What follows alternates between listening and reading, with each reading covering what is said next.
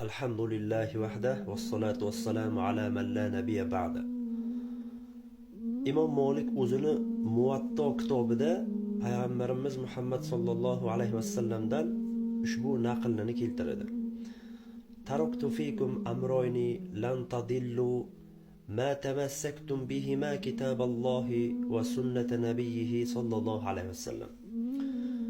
Payg'ambar Muhammad sallallohu alayhi vasallam aytayaptilarki, sizlarga o'zimdan keyin ikki narsani qoldirdim.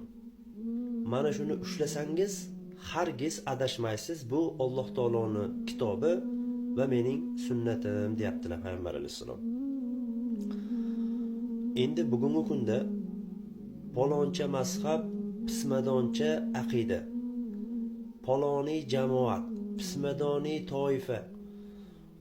Agar mana shular Allohning kitobiga to'g'ri kelmasa, Muhammad sallallohu alayhi vasallamning sunnatiga to'g'ri kelmasa, sahobalarning yo'liga to'g'ri kelmasa, bilingki hammasi botil.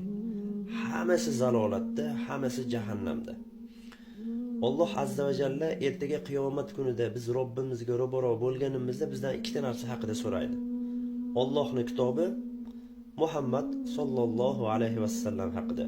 Aytadiki Alloh azza va jalla: "Va yawma yunadihim fayaqulu maza ajabtumul mursalin." Sizlarga yuborgan payg'ambarlarimga qanday ijobat qildingiz deydi.